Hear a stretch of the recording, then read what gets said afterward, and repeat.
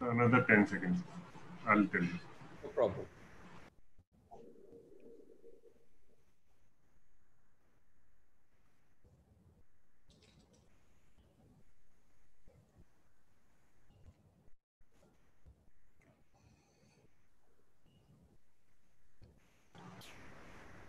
So we are live on all platforms. शुरू करें दोस्तों या स्टार्ट? Please start sir. नमस्कार दोस्तों, धन्यवाद इतवार को हमारे साथ जुड़ने के लिए। मैं सुओ मोटू कुछ मिनट बाद लूँगा, उससे पहले मैं आज की ब्रीफिंग को जोड़ना चाहता हूँ यूथ कांग्रेस के अभियान से। रोजगार वाला अभियान, रोजगार दो, ये मांग एक अभियान या यूथ कांग्रेस की एक स्लोगन ही नहीं है, लेकिन ये एक प्रतीकात्मक रूप से बताता है, दिखाता है एक वेदना, एक हृदय से चीर कर निकली हुई आवाज इस देश के सभी युवाओं की, प्रवासी श्रमिकों की, सैलरीड क्लासेस की, इत्यादि इत्यादि। और मैं सिर्फ आज जुड़ना चाहूँगा पूरी तरह से इस सकारात्मक कैंपेन में, आपको याद दिलाते हुए जो आप अगले कुछ दिनों में अभियान में देखेंगे कि 2014 में जो बेरोजगारी की रेट, और मैं सिर्फ आंकड़ों की बात कर रहा हूँ, मेरा ये ना कांग्रेस है ना नॉन कांग्रेस है, आंकड़े कभी झूठ नहीं हो सकते, सरकारी आंकड़े हैं, औपचारिक आंकड़े हैं। बेरोजगारी की रेट 4.9% जब माननीय मोदी जी ने सरकार संभाली।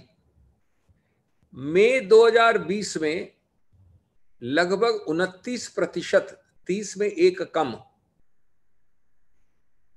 मई 2019 में, पिछले वर्ष, 7.1। लॉकडाउन के पहले मार्च 2020 में 9% से 1 कम। तो ये नहीं है कि इस सरकार की सिर्फ कोई कोरोना का बहाना बना लो, कोविड का बहाना बना लो। शुरुआत से 14 से 20 की या 14 से 19 और 19 से 20 की जो यात्रा है, उसमें दिन प्रतिदिन सदैव हमेशा बढ़ रही है। और याद रहे कि आपके पास आंकड़ा है जो हमने पहले दिया है आपको, कि अप्रैल में माना जाता है कि करीब अप्रैल 2020 में कि 9 करोड़ ऐसे लोग हैं जो तैयार हैं, तत्पर हैं काम करने को, जिनके पास काम नहीं है। ये मैं मानता हूं कि एक अंडरस्टेटमेंट है, कम का आंकड़ा है। और इसको आप, इस अभियान को यूथ कांग्रेस की, युवा कांग्रेस की जोड़िए उस, ऐसे तो खैर कई दावे थे, कई स्लोगन्स थे, लेकिन उस दावे से मैं जोड़ना चाहूंगा जो आपने बहुत बार सुना 2014 में, 13 में, बहुत हुआ रोजगार का इंतजार, अब की बार मोदी सरकार। अब की बार मोदी सरकार का आपने प्रत्यक्ष प्रमाण देख लिया। और मैं अंत करूंगा अपनी इस बात को कि ये रोजगार के का अत्यंत महत्वपूर्ण सूक्ष्म मुद्दा है जो युवा कांग्रेस ने उठाया है, लेकिन इसका संदर्भ ज्यादा व्यापक है, आर्थिक ढांचे से है, हमारे आर्थिक दुर्दशा से है। जीडीपी आप जानते हैं उस संदर्भ में देखा जाए तो, क्योंकि रोजगार उस संदर्भ का एक अभिन्न अंग है। जीडीपी नेगेटिव जा रही है, कोई जानता नहीं, कम से कम मानते हैं 5%, 4 से 7 का एक रेंज दिया जाता है। नेगेटिव, माइनस की बात हो रही है यहां पर। हमारा टैक्स जो बटोरा जा रहा है वो लगभग 50%, 46% कम है, 50 से 4% कम। पूरा देखा जाए तो कहते हैं, अभी आंकड़े वेरी करते हैं, मैं आपको न्यूनतम आंकड़े दे रहा हूं जो सबसे कम सरकार के हक में है। 12 करोड़ लोगों ने अपनी रोजगार गंवाई है। वैसे कहते हैं लोग कि 15 करोड़ का फिगर है। और एक बड़ा दुर्भाग्यपूर्ण लेकिन रोचक आंकड़ा है जो आर्थिक पत्रिकाओं में अभी छपा भी है कि ये रोजगार की बात नहीं है, लेकिन जो लोग गरीबी की तरफ फिसल रहे हैं उस पर लिखा गया है स्लाइडिंग इनटू पॉवर्टी। और आपको याद है कि यूपीए 1 और 2 ने कितने लोगों को बीपीएल से उठाया था, और यहां जो सरक रहे हैं, स्लाइड कर रहे हैं गरीबी में, उनका आंकड़ा दिया गया है 40 करोड़। अब इस संदर्भ में मैं अंग्रेजी में संक्षेप में बोल दूं, फिर जाएंगे अपने सुओ मोटो में, जिससे कि यूथ कांग्रेस वाली बात खत्म हो जाए। मोड़ने का। Hello, can I continue? You can all hear me? Yes, just, sir, please. Just to very briefly cover this in English, because this is a separate point.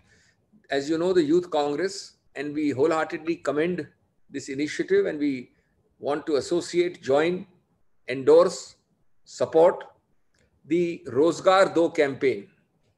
Give us employment. This is not merely a campaign slogan.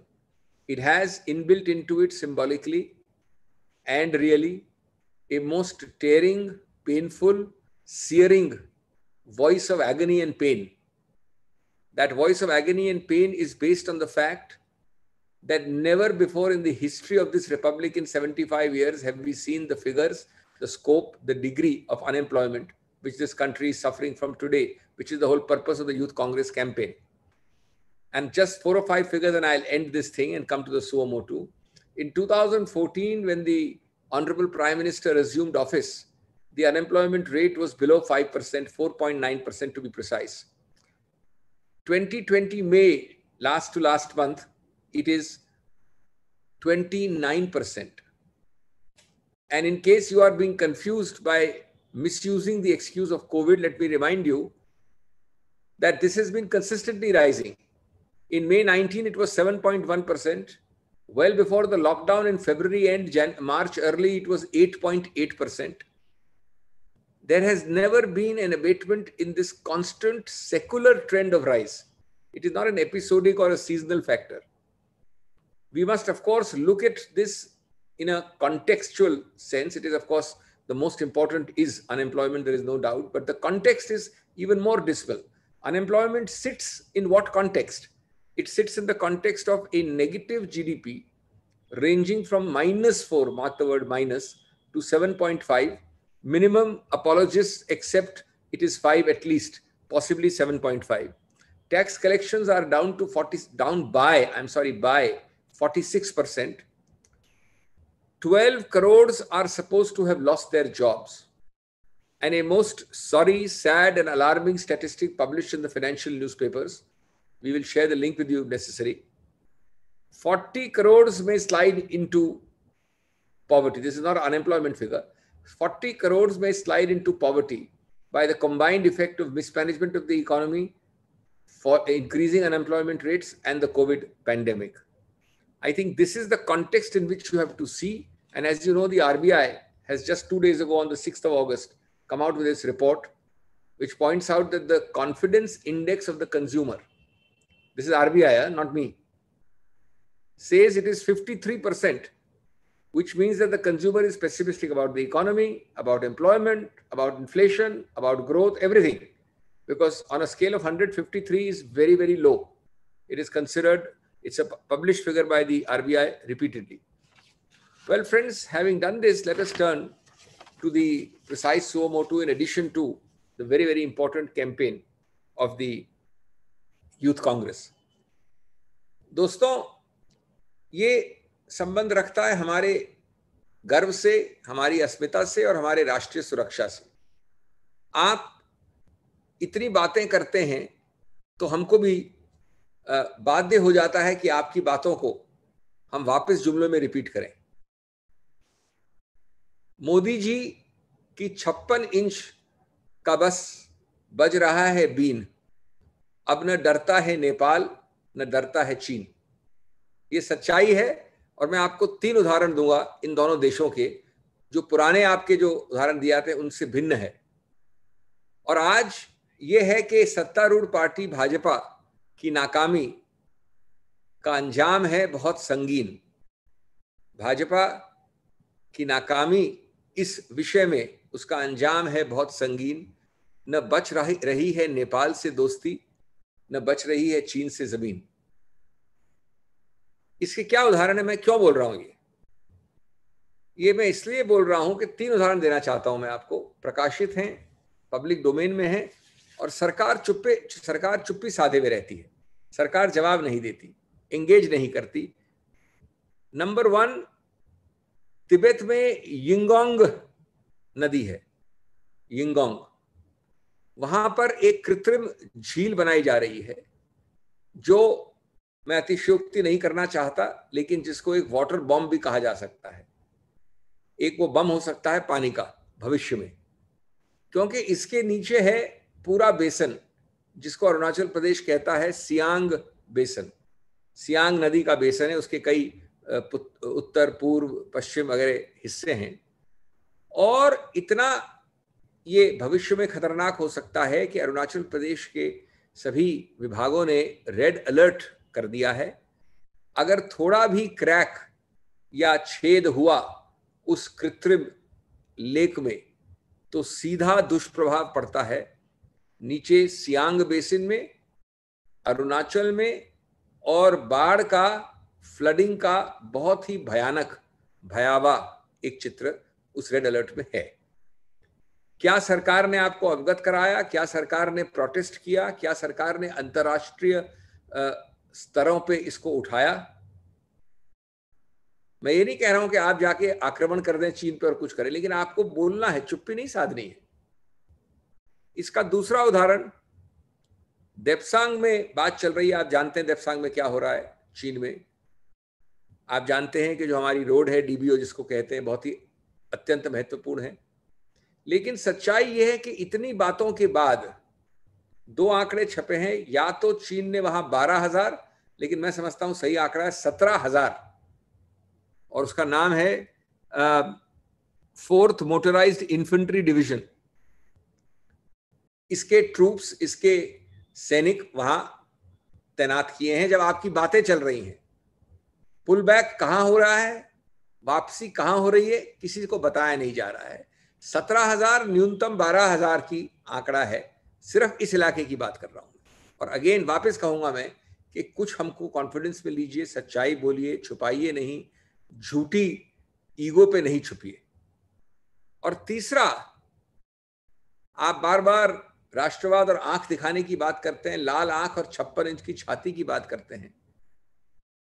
जो हमारा पुरातत्व से दोस्त है नेपाल, उसने military को लगाकर, सिर्फ सिविलियन नहीं, मिलिट्री को लगाकर, नेपाल की मिलिट्री को, अपनी जो रोड है जिसको कहा जाता है दार्चुला तिनकर रोड, दार्चुला तिनकर रोड, उसको इतनी जल्दबाजी से बना रहा है जैसे कल एक कोई युद्ध पैदा होने वाला है।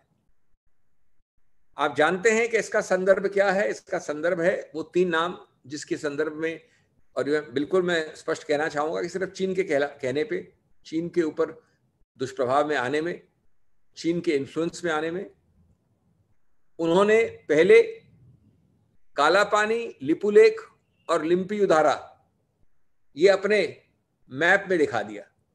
अब उसी श्रृंखला में चीन के दुष्प्रभाव में वो सीधे अपने जो चीन, भारत और नेपाल का बॉर्डर है, वहां का रोड जो बहुत पहले से आधी बनी नहीं थी, बनने का इरादा नहीं था, उसको अब सैनिकों द्वारा जल्द से जल्द बनाया जा रहा है। फिर वापस वही प्रश्न है कि सरकार कितना उनको समझा सकती है, धमका सकती है, कंट्रोल कर सकती है, बातचीत कर सकती है। हमें इसका कोई इल्म कम से कम सिविल सोसाइटी को नहीं दिया जाता है। ये इसलिए दुर्भाग्यपूर्ण है। And I will end my suo motu by repeating in English very briefly that all this talk of nationalism coupled with your fake definitions, all this talk of a 56-inch chest, all this talk of a red eye, when you come to specifics, they sound like empty slogans, and hollow claims. All that we are saying is that these are issues where you need not suffer from any false ego. You need to share, disclose, not distort. You need to get others to participate and avoid a trust deficit. 3 examples I want to give you about the falsity and the hollowness of the claims of this government. And these are recent examples. They are nothing to do with the earlier several examples which from this podium we have given you. One, there is